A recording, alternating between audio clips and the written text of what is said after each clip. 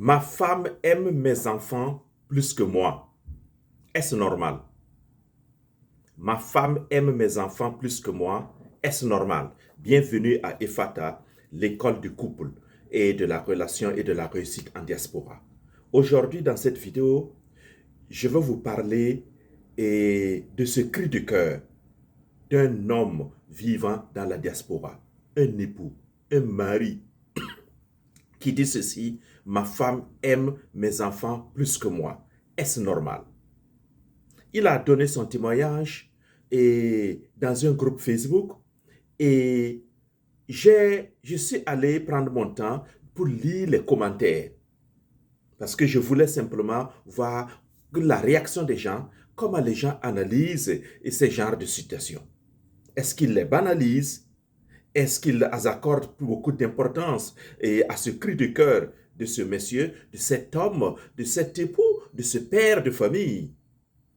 Ça se passe dans la diaspora. Dans cette chaîne, nous parlons beaucoup des problèmes de la diaspora, mais nous apportons aussi des solutions pour que la vie de la diaspora soit améliorée et que cela soit aisé pour tout un chacun. Ma femme aime nos enfants plus que moi. Est-ce normal? Et je suis content d'une seule chose déjà. Il a dit nos enfants. Il a reconnu ceci. Il n'a pas dit comme certains hommes aiment le dire et mes enfants. Ou comme certaines femmes aiment le dire, ce sont mes enfants. Ici, il a dit nos enfants. C'est déjà un point positif qu'il faut lui accorder, n'est-ce pas, les amis? Donc, applaudissons pour ce père de famille qui reconnaît que les enfants lui appartiennent et que les enfants appartiennent aussi à la femme. Mais voici les quelques commentaires que j'ai relevés et qui vont vous permettre de réfléchir. Je vais lire les commentaires et à partir de là, faire une analyse. Et vous aussi, vous pourrez apporter votre contribution. Boum, boum, boum. Allons-y. Premier commentaire des abonnés, abonnés. Une réaction à ce cri de cœur de ce monsieur-là. Il dit, mais c'est quoi le souci des hommes d'aujourd'hui? Ça rentre en compétition avec leurs propres enfants. Ça, je pense que c'est un commentaire venant d'une femme. Mais c'est quoi le souci des hommes d'aujourd'hui? Ça rentre en compétition avec leurs propres enfants. Deuxième commentaire. Nous souffrons à cause des hommes princesses. Ça aussi, je pense que ça vient d'une femme. Oui, qui traite ces genres d'hommes-là, qui lancent ces cris de cœur-là, d'hommes princesses. Bon, allez-y comprendre cette expression. Mais j'essaie de le comprendre aussi des hommes qui veulent se positionner. Voilà. Et nous souffrons à cause de ces hommes princesses. Troisième remarque, troisième commentaire. Je me pose trop de questions. Comment être jaloux de son sang? Là, je ne sais pas si c'est un homme ou une femme, mais en tout cas, il dit comment être jaloux de son sang.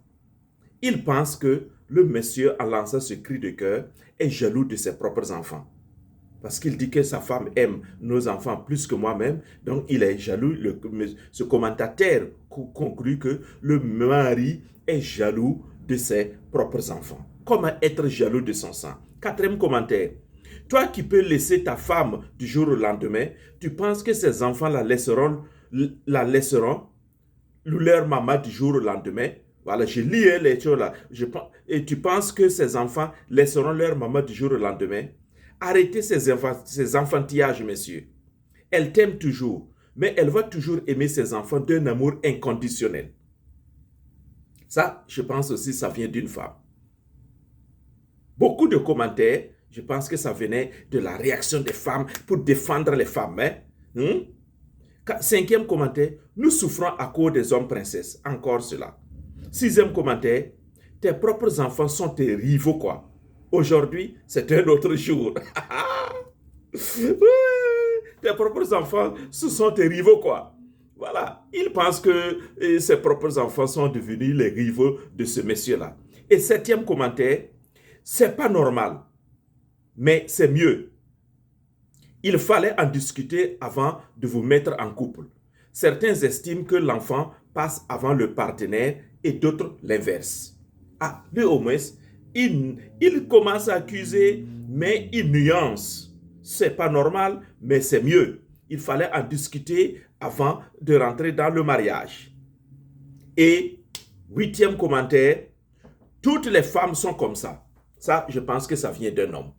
Oui, qui accuse les femmes, qui généralise les femmes. Mais comme je l'ai dit, et dans la majorité des commentaires que j'ai lus, je n'ai piqué que ces 8 commentaires, mais j'ai eu l'impression que la majorité des commentaires venaient des femmes. Et toutes, pratiquement, prenaient position pour leur sœur. Elles prenaient parti pour leur sœur. Elles défendaient plutôt la position de leur sœur, de cette épouse-là, qui aime les enfants, ses enfants plus que son mari. Et déjà, je peux réagir comme ça. Et vous voyez, si vous n'allez pas aider un couple à se construire et à se bâtir et à s'épanouir, n'allez pas gâter dedans. Oui, ça c'est le conseil que je donne toujours aux gens. Si tu ne peux pas faire, si tu ne peux pas aider à améliorer, à arranger, please, ne mets pas ta bouche dedans pour gâter. Ici, là, toutes ces femmes qui ont pris position en faveur de cette épouse-là, mais et vous oubliez le monsieur, il a aussi sa place dans le foyer en tant que père. Et c'est lui d'ailleurs qui est en situation de détresse ici, puisque c'est lui qui lance le cri de cœur. Ma femme aime nos enfants plus que moi-même. Est-ce normal? Et ce monsieur-là qui lance ce cri de cœur, qui est en détresse là, il cherche une solution. Apparemment, il ne cherche pas à rentrer en compétition avec son épouse. Mais beaucoup de commentateurs sont là pour accuser, pour en vouloir au monsieur et pour défendre l'épouse, la mère des enfants. Est-ce que cette façon de faire peut aider un couple à se stabiliser? Je ne pense pas. Et malheureusement, dans la plupart du temps, c'est comme ça que les gens réagissent. Quand tu poses ton problème, au lieu d'être impartial, les gens amènent toujours des positions partiales. C'est-à-dire qu'ils prennent parti soit pour le monsieur, soit pour la femme. C'est pourquoi, en médiation, j'ai l'habitude de former les gens beaucoup plus sur l'impartialité. Parce qu'on n'a pas ça dans le sang. Ça doit se cultiver, ça doit être développé. Donc, vous voyez, quand tu ne peux pas arranger, pardon, ne mets pas ta bouche dedans. Oui. Donc, est-ce que les gens, la plupart des commentaires que j'ai écoutés, personne n'a cherché à comprendre la situation d'abord. Personne n'a essayé d'écouter d'abord le monsieur là. On vient boum, boum, boum. Et peut-être avec des aigreurs. Une aigreur qui est le résultat ou la résultante de ma vie passée ou de ma vie présente et je réagis automatiquement. Et c'est comme ça que les gens réagissent toujours lorsqu'il s'agit de problèmes de couple. Non, ici à Ephata, nous prenons le temps de façon posée. Nous allons jusqu'à la profondeur, à la source des problèmes. Nous n'allons pas faire waouh rapidement.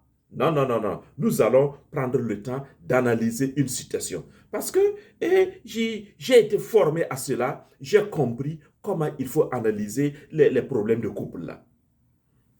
Alors, pour aller plus loin, je pense ceci. Le problème n'est probablement pas qui est le plus aimé. Oui, parce que les gens pensent immédiatement que ici, ce sont les enfants qui sont plus aimés, ou bien c'est la femme. Non, moi je pense que le problème, peut-être ce n'est pas à ce niveau-là. Qui est le plus aimé ici? La question du monsieur semble être une question d'amour. Mais derrière cette question-là, il peut avoir autre chose. Oui, moi je pense que ce monsieur-là, c'est parce que il aime ses enfants et il aime sa femme et il aime son mariage, son foyer, qu'il se pose cette question-là. Oui. S'il n'aimait personne dans la maison, il n'allait même pas s'inquiéter. Il allait faire à sa tête. Il y a beaucoup d'hommes, il y a beaucoup de femmes qui réagissent comme ça. Mais je pense que derrière cette question-là, il y a autre chose. Par exemple, est-ce que l'homme, derrière cette question de l'homme-là, est-ce que j'ai encore une place importante dans la vie de ma femme? En fait, derrière ce cri de cœur-là, c'est ce qui se présente là. Ce n'est pas qu'il rentre en concurrence avec sa femme ou avec ses enfants, non. Mais est-ce que il a encore une place importante dans la vie de sa femme? Donc l'homme se pose cette question-là. Parce qu'avant que les enfants n'arrivent, la femme et le monsieur, vous n'étiez que deux seulement. Et donc si la femme ait accepté le monsieur, c'est parce que, à mon humble avis, elle a trouvé que le monsieur avait une place importante dans sa vie. Maintenant, les enfants sont arrivés et l'homme, il a l'impression ou il sent qu'il a été kick out. Il a été mis de côté. Est-ce que j'ai encore une place importante dans la vie de ma femme? Non, ne pose pas la question par rapport aux enfants. Non, c'est par rapport à la femme d'abord. Ma femme, il n'a pas dit mes enfants. Là-bas n'est pas le problème. Mais c'est la relation conjugale qui est mise en question ici. Et non la relation parentale. C'est deux choses différentes. Mais les commentaires là, en général, boum, ils sont rentrés dans la relation parentale. Non, non, ici, c'est la relation conjugale. Et autre question que le monsieur pourrait se poser et que l'on pourrait détecter derrière sa question, ma femme aime mes enfants plus que moi, est-ce normal? Est-ce que notre couple passe après les enfants? Est-ce que notre couple passe après les enfants? Est-ce que je suis devenu secondaire depuis que nous avons des enfants? Est-ce que ma femme me considère encore comme son partenaire ou seulement comme le père de ses enfants? Voici des questions profondes qu'il faut prendre en considération ici. Dans une relation conjugale, je dis que la relation conjugale, c'est entre monsieur et madame, et non une relation parentale. La relation parentale vient plus tard. Toute chose, les enfants, avant que les enfants n'arrivent, il y a d'abord le lien conjugal. Voilà. Donc, ce sont des... Est-ce que dans une relation, moi je pose la question aussi, mettez-vous à la place de ce monsieur-là. Si dans ta relation à toi, ton mari ou ta femme là ne t'accorde plus une place importante, comment est-ce que tu vas te sentir? Si les enfants passent avant votre couple, oui, beaucoup d'Africains ont l'art de dire, oh, mes enfants d'abord. Mais c'est faux, mes amis. C'est ça l'erreur grave. C'est parce qu'il y a des leaders d'abord, donc monsieur et madame, c'est eux d'abord qui existent dans une relation et les enfants viennent après. Oui, allez-y dire que, par exemple, la voiture et le conducteur. Mais allez-y dire que oui, ma voiture d'abord. Et laissez la voiture la démarrer seule, on va voir. C'est parce qu'il y a un driver, c'est parce qu'il y a un chauffeur, un conducteur, que la voiture peut marcher. Donc c'est la même chose dans la famille. C'est parce qu'il y a d'abord des époux, deux époux, donc monsieur, madame, qu'il y a des parents ensuite. Vous voyez? Donc, mettez-vous à la place de ce monsieur pour ressentir les choses. Je ne parle pas, je ne réagis pas parce que je suis homme, mais je réagis parce que je suis formé à cela pour me mettre to put myself in other shoes. Me mettre moi-même dans les chaussures, dans les bottes d'autrui pour essayer de comprendre. Voilà. Comme je vais essayer de comprendre aussi la situation de la femme. Voilà. Donc, est-ce que je suis devenu secondaire? Est-ce que ma femme me considère encore comme son partenaire? Parce que vous pouvez vivre dans une relation, mais en fait, tu ne considères pas l'autre comme ton partenaire, comme ton conjoint ou ta conjointe. Mais si tu le considères comme le père de tes enfants seulement, ça veut dire que tu n'as plus de relation avec ce monsieur-là, mais c'est plutôt parce que il est le père de tes enfants. That's it. Donc même, il peut même quitter la maison, ou tu peux même quitter la maison, comme certaines femmes ont des enfants d'un autre monsieur, et puis la femme vit seule avec ses enfants. Ici, on l'a single mother, single mother. Et puis, tu vois, le papa, lui, il est seulement père, il vient donner le child support, et c'est fini. Donc, ça, alors, est-ce que c'est ça, si vous vivez sous le même toit ensemble? Si ça, s'il y a des problèmes et que ça arrive à cette étape-là, ça veut dire qu'il faut traiter les problèmes à la source. Donc, moi, je ne commence pas à accuser le monsieur, accuser la femme ou accuser les enfants. Non, mais analysons les problèmes. Derrière ce cri de cœur, voici des questions sérieuses que l'on peut se poser. Et lorsque tu deviens secondaire dans une relation, est-ce que toi, dis-moi, comment est-ce que tu vas te sentir? Est-ce que tu peux t'épanouir encore dans cette relation? Alors, et les commentaires montrent trois grandes réactions. Oui. Premier groupe de réactions, c'est le groupe de ceux qui trouvent la question anormale. J'ai essayé de catégoriser tous les commentaires. Ceux qui trouvent la réaction à la question anormale. Comment être jaloux de son sang? Tes propres enfants sont tes rivaux. Ça rentre en compétition avec leurs propres enfants.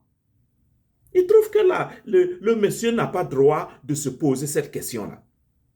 Donc, cette question est anormale. Voilà. Pour eux, un conjoint ne devrait jamais se comparer aux enfants. Bon, le monsieur, profondément parlant, ne se compare pas aux enfants.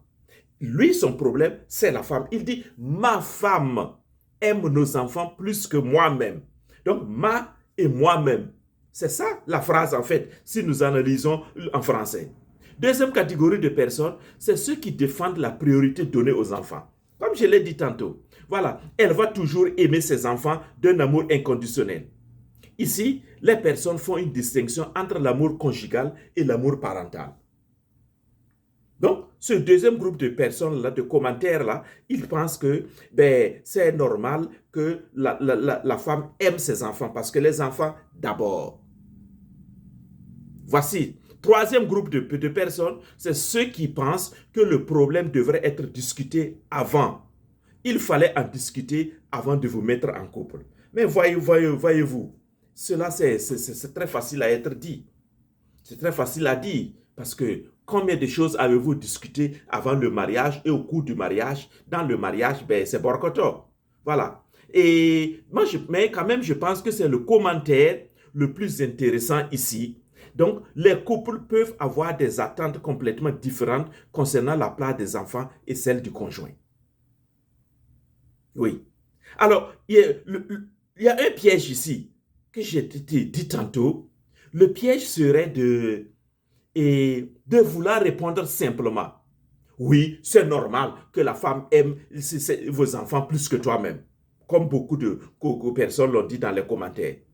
Mais, parce que, je dis bien, le piège est très simple, parce que cela fermerait la discussion. Non, si vous répondez comme ça ferme la discussion. Et vous pourrez peut-être dire, dans un couple, faut-il vraiment choisir entre aimer son conjoint et aimer ses enfants? Faut-il vraiment choisir? Parce que il faut se poser cette question. Mais les gens immatures vont choisir entre aimer son conjoint et aimer ses enfants. Mais les gens matures ne peuvent pas choisir et ne vont jamais essayer de choisir.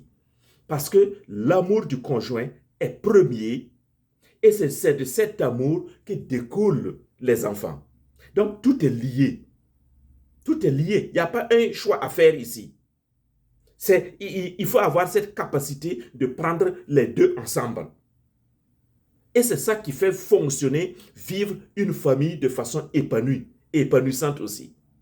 Voilà. Parce que pour moi, l'amour pour un enfant et l'amour pour un conjoint ne sont pas nécessairement des amours concurrents. Ce n'est pas concurrent, puisque on dit les enfants sont les fruits de votre amour. Quand vous partez à la célébration du mariage à l'église ou à la mairie, c'est ce qu'on dit. Les enfants sont les fruits de votre amour. Les enfants découlent de votre relation qui est première d'abord. Donc ne faisons pas l'amalgame ici. Ne faisons pas l'amalgame ici. Voilà. Mais le problème va apparaître surtout lorsque l'un des deux commence à ressentir qu'il n'a plus de place, d'attention ou de considération ou d'intimité dans le couple. Ah, voilà. Si l'un commence à se sentir kicked out, c'est compliqué. Et l'autre commentaire aussi, toutes les femmes sont comme ça. Ah, voyez, c'est trop facile de généraliser cela aussi. Faites attention. Il ne faut pas transformer votre expérience ou l'expérience d'une seule personne là pour tuer ou pour étiqueter toutes les femmes. Non, toutes les femmes ne sont pas comme ça. Tous les hommes ne sont pas comme ça non plus. Voilà. Et ma femme aime nos enfants plus que moi-même. Est-ce normal? J'ai dit ceci, en matière de relations conjugales, ne jugez pas immédiatement une personne et laissez une autre personne. Le principe simple est que il ne faut jamais essayer même de juger, mais il faut essayer de comprendre. Mais si vous ne pouvez pas vous empêcher de juger, ne tentez pas de juger une partie et laisser une autre. Prenez les deux ensemble. Et ça, c'est très, très important et qui va vous permettre au couple vraiment de s'établir. Moi, j'aurais envie de rencontrer ce couple-là.